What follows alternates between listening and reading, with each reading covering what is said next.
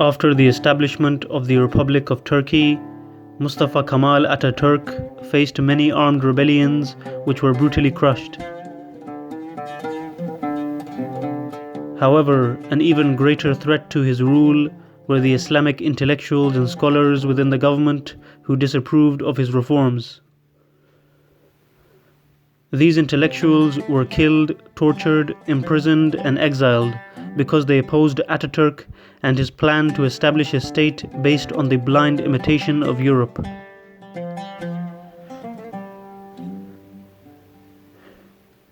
Ataturk was on a mission to completely wipe out the culture, religion, and history of the region which is now known as Turkey. Ataturk was willing to sacrifice morality and culture for the sake of some material progress.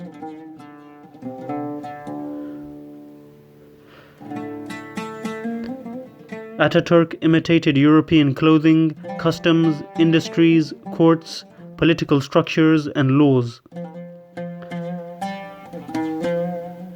The society was transformed and European life was imitated down to the last detail.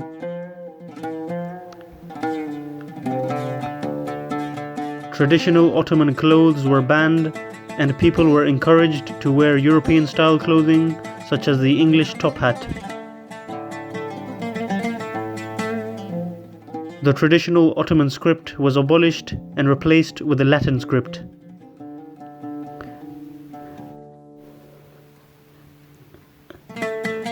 Ataturk idolized Europe and believed that it was a perfect model for the world. During this period of dramatic transition, many Islamic scholars resisted Ataturk's reforms and refused to give up their morals and their religious and traditional values.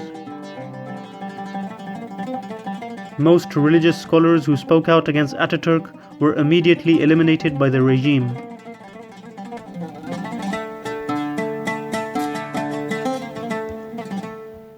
For example, the Islamic scholar known as Iskilipli Mehmed Atif was arrested and executed because of an article in which he criticized the wearing of the Western hat as a symbol of progress. Şeyhülislam Musa Kazim was arrested, exiled, and sentenced to 15 years of hard labor. The Islamic scholar known as Shehrbenzadeh Ahmed Hilmi, who was highly critical of Ataturk, was poisoned by the government agents.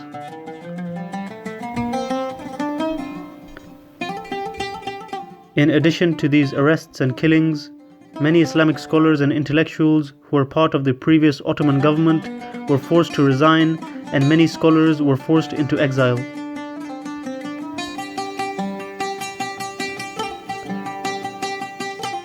During this period, one of the most fierce opponents of the Ataturk regime was the Islamic scholar known as Mustafa Sabri Efendi, who was a leading Islamic scholar and a member of the parliament during the last days of the Ottoman Empire. Mustafa Sabri was appointed Şeyhülislam of the Ottoman Empire, making him the most influential religious figure in the Caliphate. The Şeyhülislam served as a political advisor to the Caliph.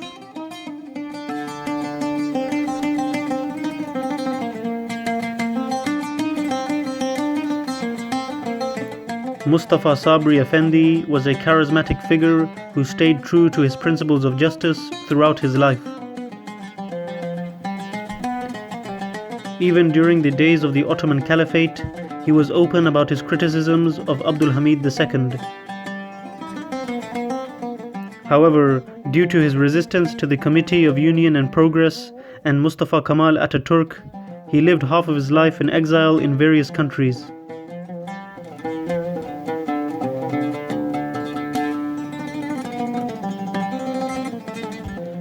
During his time in parliament, Mustafa Sabri Efendi fiercely criticized the group known as the Committee of Union and Progress. The CUP was a political party which was influenced by Western ideas such as nationalism. In the name of this Turkish nationalism, the CUP carried out genocides against Armenians, Greeks, Assyrians, and Kurds. The CUP labeled them as traitors and obstacles to the development of the nation.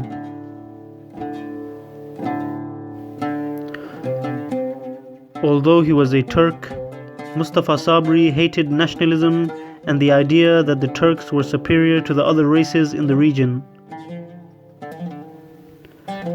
Mustafa Sabri even wrote a poem entitled, "I am resigning from being a Turk." In this poem, he stated the following: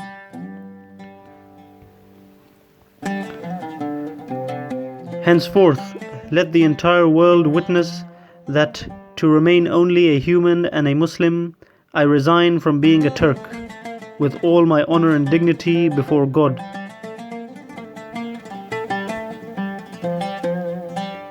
After the CUP came to power after a coup in 1918, Mustafa Sabri Efendi went into exile in Egypt and then to Romania. However, despite Sabri's self-imposed exile, he remained the most significant political opponent of the CUP. He attacked the CUP and its ideology in various articles which he wrote in exile.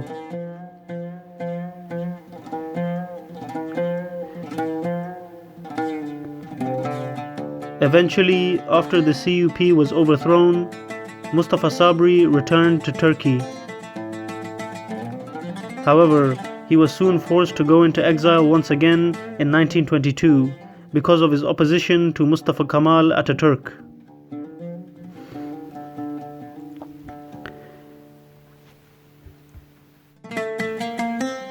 When Ataturk came to power, he abolished the position of Şeyhülislam, and religious scholars were banned from participating in politics. This policy meant that Ataturk was now less accountable to the people. This is because, during the Ottoman Empire, the Islamic scholars and sheikhs were a very important factor in possible confrontations with the rulers. The sheikhs created a pattern of accountability for the rulers.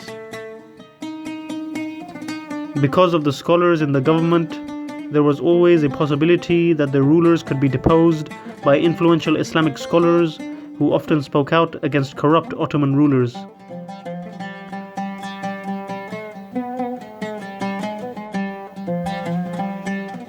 Furthermore, in contrast to the multi-ethnic Ottoman Empire, Mustafa Kemal Ataturk wanted to build a nation-state built for Turks. Ataturk was a former member of the CUP and continued their policy of massacres against ethnic minorities such as Kurds and Armenians in the name of nationalism and progress.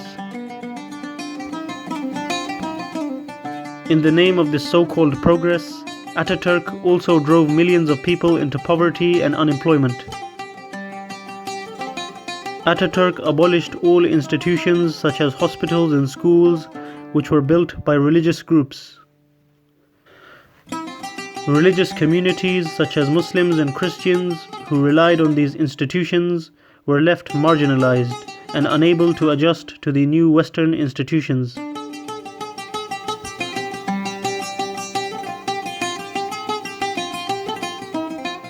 Mustafa Sabri stated that any material progress that contradicts Islamic principles would bring harm rather than good to the people.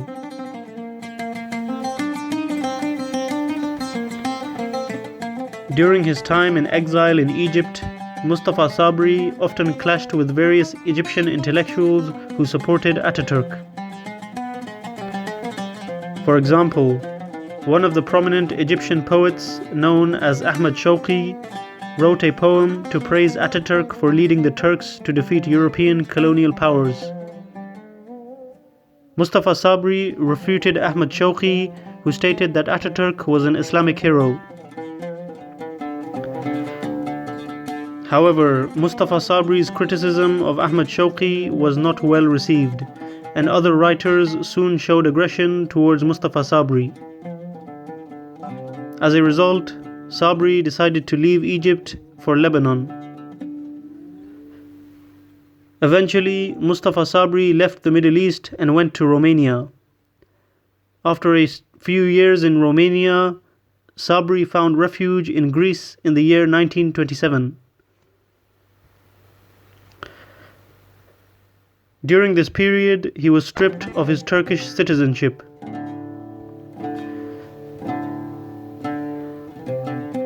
Mustafa Sabri had managed to establish himself in Greece, and due to his religious tolerance and good relations with Christians, he gained the support of many Christian priests. However, due to Ataturk's pressure on the Greek government, the Greek Prime Minister promised the removal of Ataturk's political opponents from Greece. Therefore, in April 1931, Mustafa Sabri left Greece. Even though some Christian priests and deputies made an effort to protect Mustafa Sabri in Greece, the Greek government asked Sabri to leave the country. Therefore, Sabri went to Egypt for the third and final time in January 1932.